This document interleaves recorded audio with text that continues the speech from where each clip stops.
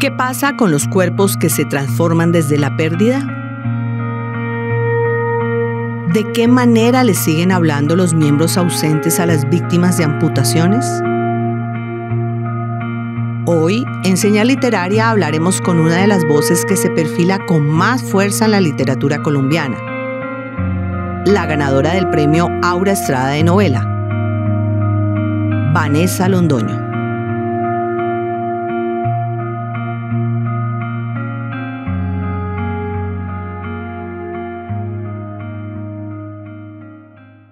Bienvenidos una vez más a Señal Literaria. El día de hoy nos acompaña aquí en la casa una autora que despunta en el panorama literario con fuerza propia. Les hablo de Vanessa Londoño, autora de esa novela que ha resonado tanto, El asedio animal. Hola Vanessa, ¿cómo estás? Bienvenida. Hola, Eric. ¿Cómo a Señal estás? Literaria. Gracias por la invitación. Qué gusto que estés acá. Bueno Vanessa, conversemos de esta novela, El asedio animal. ¿Cómo nace esta novela? ¿Cuál es el germen de esta novela?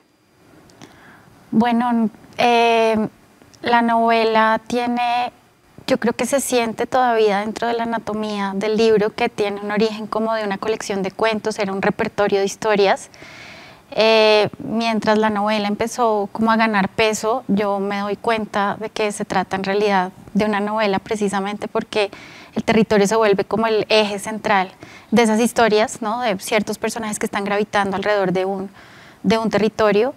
Pero yo pensaría que el momento como puntual donde yo entendí que esa novela existía, o el germen como tú lo dices, es cuando hay un lenguaje que quería sostener alrededor de todo, o a lo largo de todo el libro. Entonces, para mí siempre mi norte o mi brújula es el lenguaje, y cuando encuentro un lenguaje que quiero o que soy capaz de identificar el hallazgo, ahí entiendo que existe un proyecto literario que quiero como sostener y pues nada, arrancar. Yo sentí que el territorio era muy protagonista en esta novela y no sé si es una percepción nada más, pero no sé qué nos puedes decir tú sobre el territorio como protagonista en esta historia tal vez. Sí, hay una novela que a mí me gusta mucho y de la cual salí completamente transformada después de haberla leído, que es Manhattan Transfer de John Dos Passos, que es una novela precisamente que cuenta la historia de una Manhattan en Nueva York como en formación, y cuenta la historia de todos los personajes que viven ahí. Digamos que esa es la ambición de la novela, ¿no? Casi que hacer un censo de todos los personajes que viven en ese territorio y contar sus historias. Y yo pensé que en un país como Colombia, ¿no?, donde lo territorial ha estado marcado por la violencia, donde la disputa de las tierras marca el origen de un conflicto histórico, pues yo pensé que quería precisamente poner en el centro que el territorio acá, como ficción y como no ficción, marca un personaje principal de nuestra historia nacional, pero también de esta novela, ¿no? Entonces empecé a trabajar alrededor del territorio como personaje principal y unos personajes que de alguna forma están condenados como dentro de ese territorio y de alguna forma como que no encuentran salida por fuera de ese territorio. Además que es muy interesante que tú necesariamente no te concentras en Bogotá, te fugas de Bogotá a otra parte del país y además que nos cuentas dramas que son muy fuertes. O sea, uno podría sentir cierto terror en la lectura, pero es una lectura luminosa al mismo tiempo. ¿Qué nos puedes decir sobre los personajes? Porque hay historias que yo siento que están atravesadas por el conflicto, dinámicas locales del conflicto, y siento como un peso muy fuerte de lo que pudo ser el paramilitarismo en el Caribe, ¿cierto? Por ejemplo, ¿qué nos puedes decir de un personaje como el torero? Bueno, varias cosas de lo que comentas. Me interesa mucho lo que dices sobre el territorio.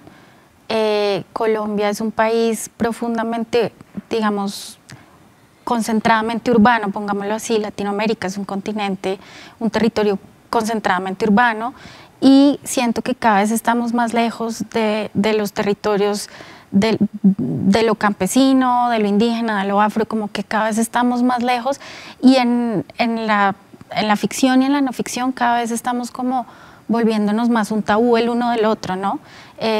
Y siento que yo quería también en la ficción recuperar esa posibilidad de entablar una relación con el otro. Creo que también me han criticado mucho por hablar del otro, y siempre lo que pienso es, si la violencia surge precisamente porque el otro nos da miedo en la ficción, porque no vamos a tenerle miedo también al otro. Entonces, sí me gusta salir de Bogotá, porque creo que a pesar de que soy bogotana, también soy de fuera de Bogotá. Mis padres no son de Bogotá, tengo una relación muy profunda con la ruralidad, con el campo, por mis abuelos, ¿no? Entonces, creo que intuitivamente siempre he buscado como salir de Bogotá para construir mis historias. Me gustan, no me lo he propuesto, sino que digamos que naturalmente mi vida está por fuera y está marcada por la ruralidad, por el campo, por los lugares exteriores del extrarradio de la ciudad, ¿no? Y también, como hablábamos al principio del programa, porque yo hago una exploración del lenguaje, me gusta mucho el lenguaje. Yo creo que la literatura es una forma de divulgar un lenguaje que ha hecho crisis en uno y que uno ha trabajado. Y encuentro que en el campo, en la selva, en los pueblos es donde más bellamente se habla el español. Y hay una plasticidad que es muy hermosa en cómo la gente usa el español, con un repertorio quizá más concentrado de palabras, pero que se usan de una forma muy luminosa. Y que yo creo que la novela quería transmitir esa luminosidad del lenguaje, como se habla en el campo, en la selva, por ejemplo, también. Sobre lo que comentas del torero, pues lo primero que diría es que El asedio animal es una apuesta de ficción, completamente ficcional. Yo creo que cualquier colombiano puede como comprender que hay rastros allí de lugares que conoce, pero no necesariamente está calcado el mapa. Yo creo que es un lugar como fantasmagórico también, ¿no?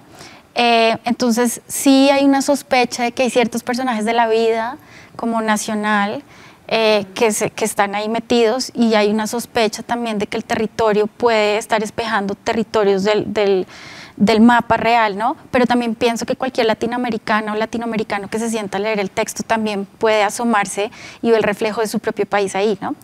Pero sí hay un personaje tristemente célebre que sí me impactó mucho, y es Hernán Giraldo, que fue como un déspota paramilitar de la Sierra Nevada de Santa Marta, que tenía esta costumbre horrenda, ¿no?, de violar a todas las niñas vírgenes de la zona, y esa historia a mí me atravesó de una forma, digamos, irreversible. Entonces sí quise, digamos, filtrarlo dentro de la historia. Uno también piensa como en el dolor de las mutilaciones. Aquí hay varios personajes que les falta algo, ¿no? La lengua, pierden los ojos. Y eso me hace pensar en la presencia de los miembros que ya no están. No sé, eso era lo que te quería preguntar. ¿Cuál es tal vez esa presencia que tú quisiste rescatar del miembro fantasma? ¿O cómo se manifiestan esos cuerpos que ya no están presentes en nuestra vida? En la vida de los personajes, claro. Pues fíjate que a propósito de la Comisión de la Verdad, cuando el padre de Ru habló sobre Colombia, habló desde un lugar que yo entendía, porque era precisamente lo que yo quería hacer en El asedio animal, y es que Colombia es un cuerpo desmembrado, ¿no? Un poco era la metáfora a la que apelaba el padre de Ru para explicarnos que como cuerpo colectivo Colombia ha sido como cercenada, ¿no? En lo subjetivo, pero también pues en el imaginario que tenemos todos y del que participamos todos como ciudadanas y como ciudadanas del país, ¿no? Entonces, varias cosas. Uno, me interesaba hablar precisamente de esa realidad tan terrible que ha sido la guerra en Colombia, que físicamente le ha amputado partes del cuerpo a muchas víctimas. Claro. Me interesaba sobre todo también hablar de eso que tú mencionas, que son los miembros fantasmas, y es la sospecha que sigue habitando el cuerpo de que el miembro está presente y de cómo ese miembro sigue causando dolor e incomodidad, ¿no? Pero sobre todo me interesaba mucho que esos miembros siguieran transmitiendo una intensidad y la posibilidad de seguir contando historias. Siempre que hablo de este tema, explico como que cuando a una persona que pierde una mano sigue experimentando como la presencia de esa mano, incluso para sentir, por ejemplo, que se está enterrando las uñas, y una forma de tramitar esa pérdida es pararse frente al espejo y abrir la mano, y en ese truco que hace la mente de pensar que está abriendo la mano opuesta, hay una liberación, y el cuerpo también entiende que ese miembro sigue habitándolo, ¿no?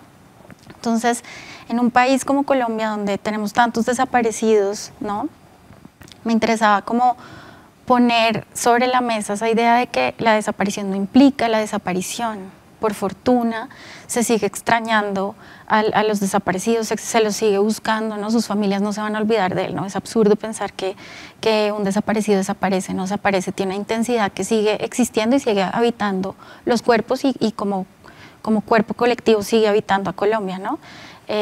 Freud habla de que cuando una muerte no se tramita, regresa como fantasma, y eso es lo que yo creo, digamos, todos esos fantasmas que permanentemente habitamos en Colombia, con los que convivimos todo el tiempo, tienen que ver con esa imposibilidad de hacer ese duelo. Y al final, también pensando mucho en lo que decía el padre de Ru, el libro tiene un final que tiene que ver precisamente con esa restauración de los miembros, ¿no? Esa restauración que hay finalmente de lo fantasmagórico, y ahí yo creo que hay una idea precisamente de la memoria colectiva, ¿no? De que la única forma de pasar estos periodos históricos es haciendo una reconstrucción de la memoria colectiva, que es pues finalmente el trabajo de la Comisión de la Verdad. Vanessa, hay algo que también percibí y es el tiempo. Es como un tiempo ausente, un tiempo que no necesariamente está presente. ¿Cuál fue tu intención con el manejo del tiempo en la novela? Pues a mí me gusta mucho este tiempo cenagoso que transcurre en el campo o en la selva, ¿no? Finalmente creo que en la ciudad estamos como habituados a un adoctrinamiento del tiempo que tiene que ver con la jornada laboral, con la jornada de la escuela, ¿no? El paso del tiempo también en un sentido como judio-cristiano que tiene un inicio y un final, y eso no existe en otros lugares, ¿no? Hay otras formas de entender el tiempo que es distinta, y que también creo que tenía que ver con un lenguaje que sostenía esa posibilidad de pensar el tiempo o de proyectar el tiempo en ese sentido, ¿no? Yo creo que la novela no tiene una época marcada, y eso es deliberado porque es como si fuera un tiempo atávico de pronto, ¿no? Donde seguramente estas historias lamentablemente van a ser siempre posibles, ¿no? Que era la forma de proyectar esta ecuación de un tiempo que no pasa en Colombia, no cambia, ¿no? Y eso también está muy marcado en la novela. Vanessa, este libro ganó un premio importante en México, el Aura Estrada. ¿Cómo fue esa aventura de ganar ese premio? Porque yo tengo entendido además que tú ya habías presentado el manuscrito acá, pero te ganaste ese premio allá importante en México. El mismo año creo que te ganas el Nuevas Plumas, ¿cierto?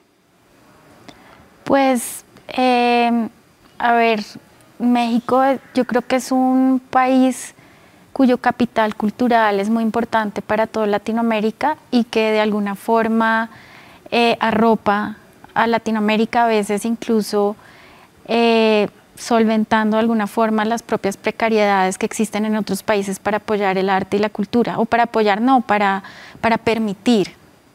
No me gusta pensar el arte y la cultura desde ese lugar como asistencial, sino para permitir, que es lo que debe tener cada país, es un derecho, ¿no?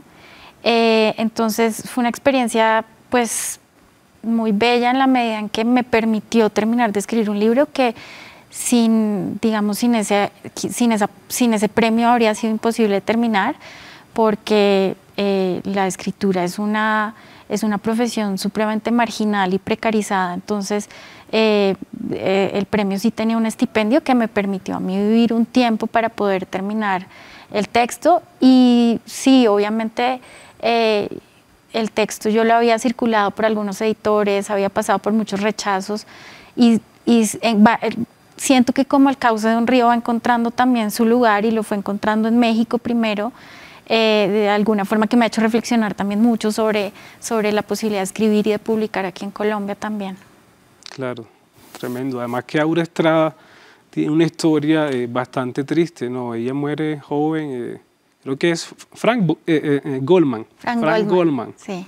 el viudo, sí. que escribe la historia, ¿cierto? Sí. De ella. Pues Vanessa, volvamos al libro como tal. Hay un personaje que a mí me llamó mucho la atención, y es un personaje que anda con la titulación de sus tierras debajo del brazo, pero no necesariamente sucederá algo con eso. Es como el fantasma de unos títulos, en realidad no sucederá mayor cosa con eso. ¿Cómo fue la construcción de ese personaje, y si eso era lo que tú querías decir? lo que querías contar que está pasando tal vez con tantos reclamantes de tierras acá en Colombia. Pues esa historia, ese personaje me toca de una manera muy personal porque surge de algo que le pasó a mi abuela, que era pues una mujer que fue muy explotada en su vida, ¿no? Y que en algún momento tiene un dinero de una indemnización por la muerte de no su esposo, porque nunca estuvo casada, y ella empieza a prestar ese dinero a militares, a detectives, porque trabajaba en el batallón Ayacucho, en Manizales, ¿no? Y lo último que le quedó fueron esos papeles de los pagarés, ¿no? Ya completamente caducados, inservibles, de gente que nunca le había pagado, ¿no? Y yo sentía que en ese episodio de mi abuela habitaba mucho de lo que es Colombia, ¿no? Yo soy abogada, y de esa imposibilidad que tiene el derecho muchas veces para proteger y garantizar los derechos de personas que no tienen el poder o que no están en la cúspide de una jerarquía, ¿no?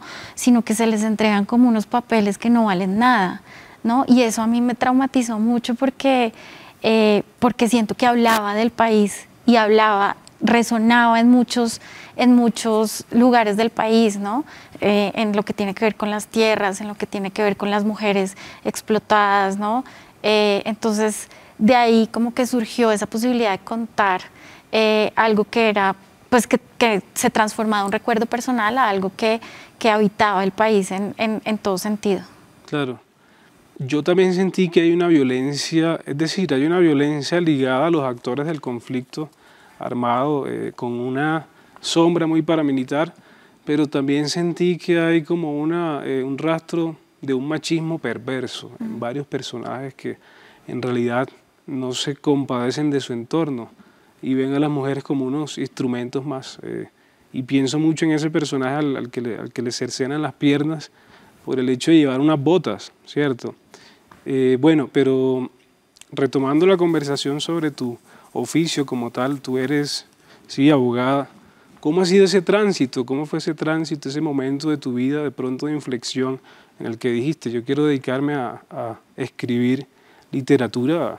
Además que pues sabemos que eso no necesariamente es algo muy fácil, ¿cierto? Pues es muy difícil en realidad.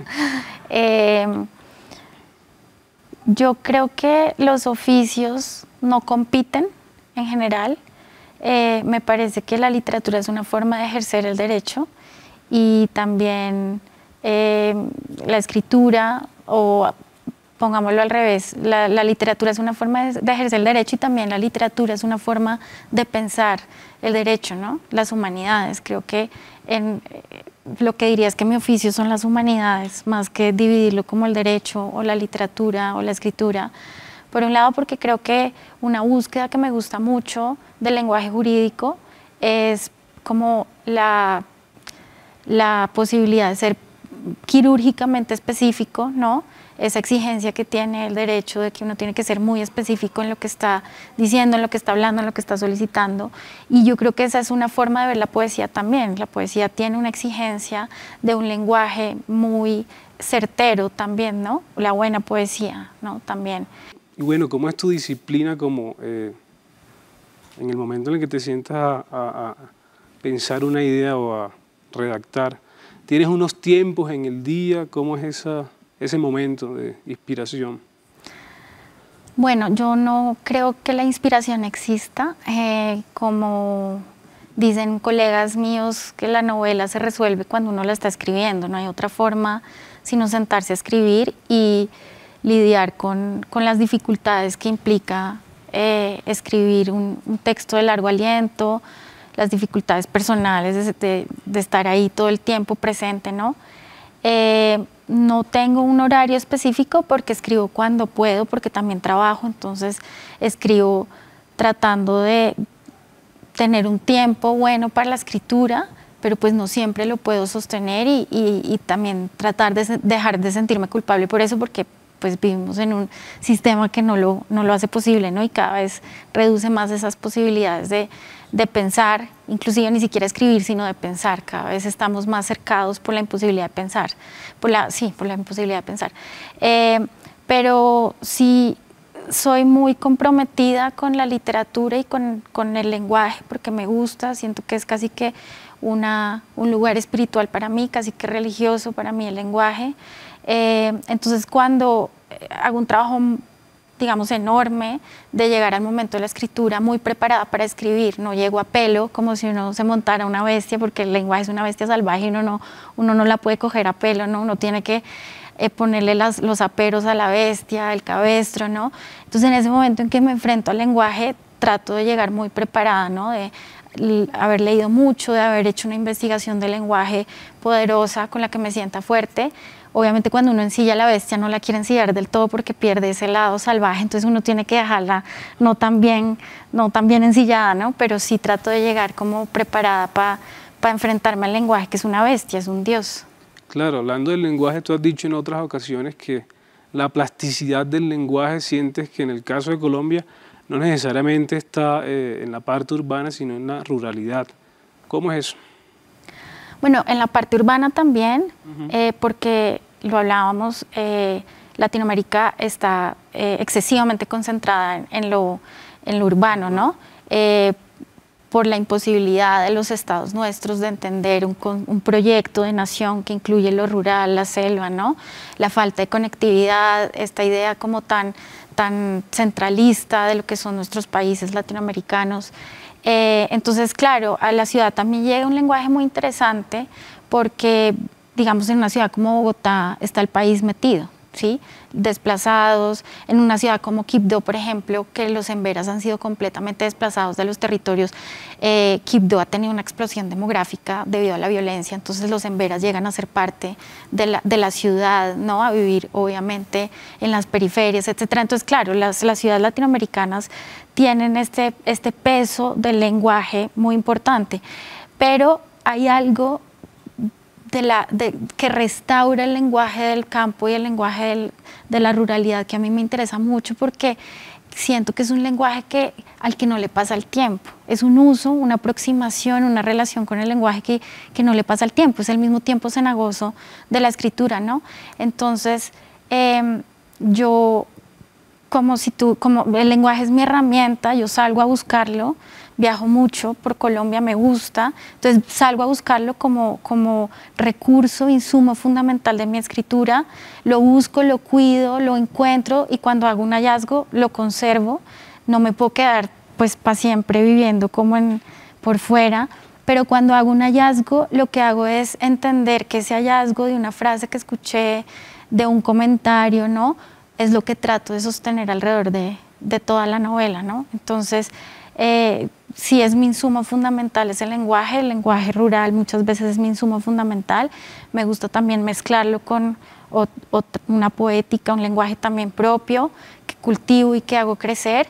Pero sí, encuentro una frase que escuché en el río Quito, en Quibdó, o que escuché en el Guainía, o que escuché, no sé, en la Sierra Nevada, o que escuché en Transmilenio, y como que de esa amalgama, de esas, no sé, ese lenguaje empieza como a vetearse, como si fuera transmitiendo como unos rayos tornasolados, ¿no? Y entonces los empiezo como a meter en una masa del lenguaje más grande.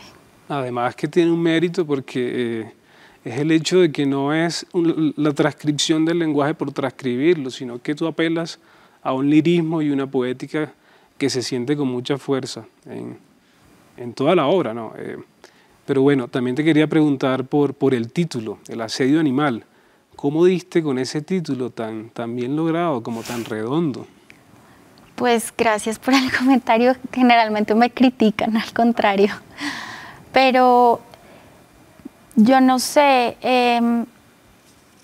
me gusta pensar que hay una frase que dice que el animal conoce, la bestia conoce la senda, ¿no? Que la bestia conoce por dónde va y no se desploma. Yo creo que también parte del título llega como de una forma muy inconsciente de una bestia que navega el lenguaje y sabe por dónde va, más de la parte consciente mía como usuaria del lenguaje, ¿no? Hay algo inconsciente que va por ahí.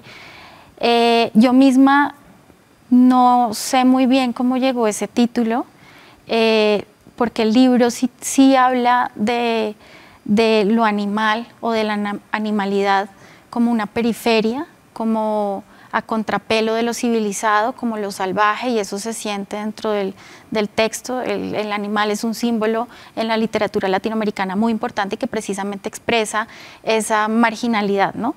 Pero yo siento que también el título lo que revela es un estado del lenguaje. El asedio animal, yo creo que de alguna forma pone presente que hay como un lenguaje poderoso ahí detrás, más allá de lo que pueda significar o no, o de lo vacío que a veces la gente encuentra el título o de cómo lo ha sabido llenar. Me interesa ese ejercicio porque lo que revela es un estado del lenguaje, un momento del lenguaje al que la novela llegó, y yo creo que eso lo transmite el título. Y también me gusta un título que no sea completamente cerrado, porque muchas lectoras le han dado su propia interpretación y lo llenan de una forma que a mí también me interesa que los títulos jueguen así con las obras. Bueno, Vanessa, te quiero agradecer por haber estado en este espacio. Esta señal cálida y nada intermitente seguirá siendo tu casa para cuando quieras volver. Ojalá para el segundo libro, que yo sé que está en marcha, está trabajando. Te voy a invitar a esa silla que ya no es tan huérfana, a que nos leas un fragmento, el que quieras, del asedio animal. Y nada, gracias de nuevo por haber estado acá. No, a ti, muchas gracias por la invitación. Me encanta, obviamente, Señal Colombia. Es un tesoro, este tipo de programas son un tesoro. Muchas gracias. Dale, adelante.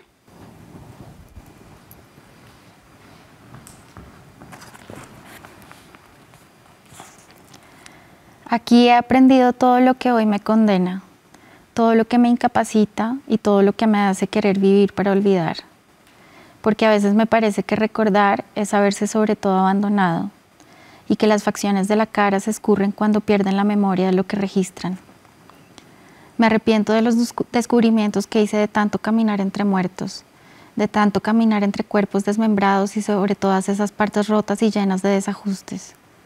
Saber, por ejemplo, que los huesos inundan el área de una fractura, propagándose entre sus propios espacios, porque el cuerpo le tiene terror al vacío, y en ese terror se somete a la horma desfigurada que deja la curva de su derrota. Me gustaría devolverme a no saber nada, incluso desaparecer de regreso entre la cicatriz que divulga mi ombligo, alojarme en esos recuerdos que viven fuera de toda sanción, porque se llenan de días en que no pasa nada, nada siquiera vagamente memorable. Me gustaría sobre todo ignorar esas conclusiones a las que uno llega ya entrado en la rara obscenidad de la vida, como cuando se aprende que los muertos tienen un presente plural que nos domina y nos sofoca, que nos intoxica hasta matarnos, también desde aquí adentro.